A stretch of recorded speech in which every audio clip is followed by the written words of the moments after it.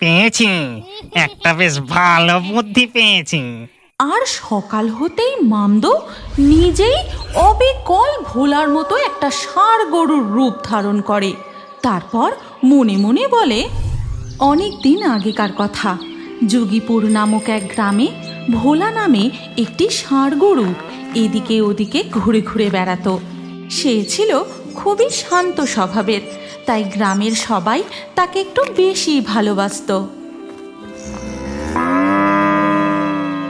আরে আরে, আমাদের ভোলা যে, তা সকাল সকাল কিছু খেয়েছিস? আয় আয়, সামনের ওই মুদির দোকান থেকে তোকে একটু আটা কিনে দিই। এই কথা বলে দিনু দোকানের দিকে যায়। তারপর সেখান থেকে আটা কিনে ভোলা ষাঁড়কে খেতে দেয়। খা বাবা খা, মন ভরে খা। এরপর ভোলার আটা খাওয়া হয়ে গেলে সে সেখান থেকে চলে যায়। দিনুও নিজের কাজে চলে যায়। কিছুক্ষণ পর ভোলা ষাঁড় গিয়ে পৌঁছায় এক বাড়ির সামনে। ও গিন্নি, আমাদের ভোলা এসে গেছে গো, তাড়াতাড়ি বাইরে এসো, ওকে কিছু খেতে দাও। যাচ্ছি গো যাচ্ছি, ওকে শুধু খেতে দিলে হবে? ও যে আমাদের মহাদেবের বাহন, ওকে আগে পুজো করতে হবে, ধূপ দিতে হবে, তবে না খেতে দেবো। তা বেশ বেশ, তোমার যা মন চায় তাই করো। এরপর জগাইয়ের গিন্নি হাসি মুখে এগিয়ে এসে ভোলা ষাঁড় গরুকে ধূপ দেখিয়ে তার দিকে কিছু ফুল দিয়ে তাকে একটি ফল খেতে দেয়। নে ভোলা, আমার পুজো হয়ে গেছে, এবার তুই আয়, কালকে আবার আসিস কিন্তু। এই রকম ভাবেই ভোলা গোটা গ্রাম ঘুরে ঘুরে এর ওর বাড়ি গিয়ে নানান রকম খাবার খায়। কেউ কেউ আবার তাকে শ্রদ্ধা ভরে পুজোও করে। একদিন মামদো ভূত সেই গ্রামের উপর দিয়েই উড়ে উড়ে যাচ্ছিল। ও, কখন থেকে উড়ে উড়ে বেড়াচ্ছি, কিন্তু এদিকে ওদিকে ঘুরে ঘুরেও কোথাও কিছু খাবার পেলাম না। এদিকে খিদেতে পেট জ্বলে যাচ্ছে, যাই ওই গাছটায় একটু বসি। এই কথা বলে মামদো একটি গাছে গিয়ে বসে, আর পাশের গাছতলায় ভোলা ষাঁড় শুয়েছিল। ও ভোলা, তুই এখানে শুয়ে আছিস আর আমি তোকে গোটা গ্রাম খুঁজে খুঁজে বেড়াচ্ছি। আচ্ছা, আজ তুই আমার বাড়ি গেলি না কেন বলতো? ও, বুঝেছি বুঝেছি, এত রোদে পথ চলতে চলতে তুই হাঁপিয়ে গেছিস, তাই না রে? এই নে, তোর জন্য আমি টাটকা রুটি করে এনেছি। এই কথা বলে মাধবী ভোলাকে রুটি খেতে দেয়। আর এই সব কিছু গাছের ডালে বসে বসে দেখতে থাকে মামদো। ও বাবা, এটা কি দেখছি আমি? এই বউটা নিজে এসে এই ভোলা নামের ষাঁড় গরুটাকে টাটকা রুটি খাওয়াচ্ছে। ভোলার তো বেশ মজা দেখছি। ও ভোলা, এখন আমি আসি রে, কাল আমাদের বাড়ি যেতে ভুলিস না যেন। ওরে বাবা, আবার বাড়িতে গিয়ে খাবার খাওয়ার নেমন্তন্ন জানিয়ে গেল। এই ভোলা ষাঁড় গরুর ব্যাপারটাই আলাদা। না, আমাকে এই ভোলার ওপর একটু নজর রাখতে হবে দেখছি। তারপর থেকে মামদো ভোলা ষাঁড়ের পিছু পিছু যেতে থাকে আর ভোলার প্রতি গ্রামের মানুষের ভালোবাসা দেখতে থাকে। বাবা বাবা, ব্যাপারটা মন্দ নয় তো। শুধু মানুষের বাড়ির সামনে গিয়ে গিয়ে দাঁড়াও আর মজা করে নানান খাবার খাও। ইস, আমি যদি ষাঁড় গরু হতাম বেশ ভালো হতো। এই কথা বলে মামদো সেখান থেকে উড়ে চলে যায়। তারপর একটা বড় বট গাছের ডালে বসে। সেই বট গাছেই ছিল শাকচুন্নির বাস। শাকচুন্নি মামদোকে দেখে একটু অবাক হলেও কিছু বলে না। একটু উঁচু ডালে বসে চুপচাপ শুধু মামদোকে লক্ষ্য করতে থাকে। আর মামদো গাছের ডালে বসে বসে সারা রাত ধরে ভাবতে থাকে। পেয়েছি, একটা বেশ ভালো বুদ্ধি পেয়েছি। আর সকাল হতেই মামদো নিজেই অবিকল ভোলার মতো একটা ষাঁড় গরুর রূপ ধারণ করে। তারপর মনে মনে বলে, এবার বেশ মজা হবে।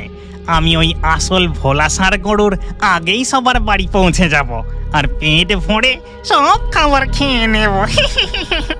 এই কথা ভাবা মাত্রই মামদো সেখান থেকে চলে যায়। কিন্তু গাছের ডালে বসে শাকচুন্নি ভাবে, এটা কি হলো? ওই ভূতটা হঠাৎ ভোলা ষাঁড়ের রূপ ধারণ করলো কেন? আমাকে তো ব্যাপারটা দেখতে হচ্ছে। এই কথা বলে শাকচুন্নিও মামদো ভোলার পিছু নিতে থাকে আর মামদো ভোলার ব্যাপার স্যাপার দেখতে থাকে। তারপর সমস্ত কিছু দেখে শাকচুন্নি মনে মনে ভাবে, ও মা, এ কি গো, ছদ্মবেশ ধারণ করে ওই ভূত যে ভোলা ষাঁড় গরুর উদ্দেশ্যে দেওয়া খাবারগুলো খেয়ে নিচ্ছে। মামদো ভূত ষাঁড় গরু সেজে সমস্ত খাবার খেয়ে চলে যাবার পর যখন আসল ভোলা বাড়ি বাড়ি ঘুরে খাবার খেতে যায় তখন ও কি রে ভোলা, তুই আজ আবার এসেছিস যে? এই তুই একটু আগে খেয়ে গেলি। এই কথা শুনে ভোলা ভারী অবাক হয়। সে অবলা জীব, মুখে কিছু বলতে পারে না, তাই সেখানে আর না দাঁড়িয়ে এগিয়ে গিয়ে আর একটি বাড়িতে যায়। ও মা ভোলা, এই তুই একটু আগে রুটি খেয়ে গেলি, তোর আজ খুব খিদে পেয়েছে বুঝি? দাঁড়া, আর মাত্র একটা রুটি আছে, দিচ্ছি। এই কথা শুনে ভোলা আবারও অবাক হয়, কিন্তু সে মুখে কিছুই বলতে পারে না। তারপর একটা রুটি খেয়ে সেখান থেকে সে চলে যায়। এ তো ভারী অন্যায়।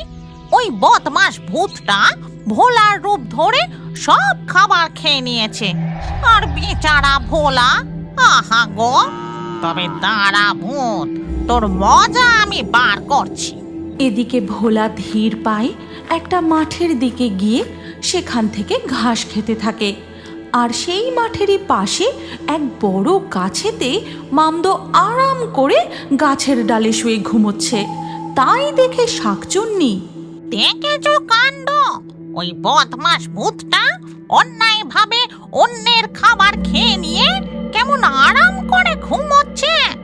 দাঁড়াও, তোমাকে উপযুক্ত শাস্তি দেওয়ার একটা বুদ্ধি আমাকে বার করতেই হবে। এর পরের দিন সকালবেলা মামদো ভূত আবার যখন ভোলা ষাঁড় গরুর রূপ ধরে রাস্তা দিয়ে যেতে থাকে তখন হঠাৎ করে পিছন থেকে আর একটা ষাঁড় গরু এসে মামদো ভূত ষাঁড় গরুকে মারে এক গুঁতো। উহুহুহু, ওরে বাবা, এ কি, কে আমার পিছন থেকে এত জোরে গুতলো? আসল ভোলা ষাঁড় গরুটা আমায় চিনতে পেরে গেল নাকি? কি রে বেটা ভূত, কেমন লাগলো ভোলা সেজে তার খাবার খেয়ে নেওয়া? এবার তোর মজা আমি বার করছি। এই বলে শাকচুন্নি আবার তাকে গুঁতিয়ে দেয়।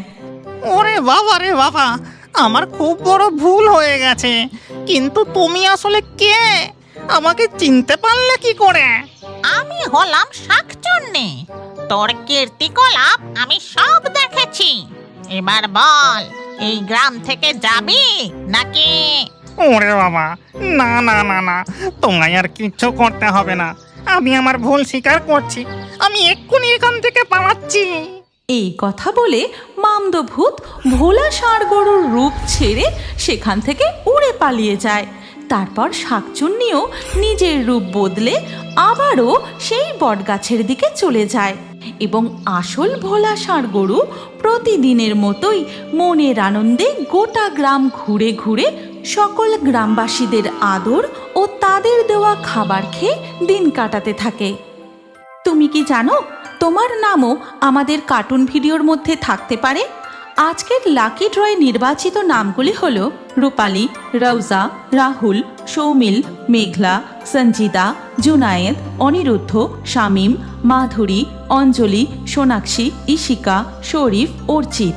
আপনার নামসহ সেরা কমেন্টগুলি পরবর্তী ভিডিওতে দেখার জন্য এক্ষুনি ভূতের কার্টুন বাংলা চ্যানেলটি সাবস্ক্রাইব করে নিন। তারপর আপনার নাম কমেন্টে লিখে দিন আর স্ক্রিনের উপরে আসা এই পরবর্তী ভিডিওতেও ক্লিক করে ওই ভিডিওতেও আপনার নাম লিখে দিন। আপনার নাম আমাদের কার্টুন ভিডিওতে অবশ্যই দেখতে পাবেন।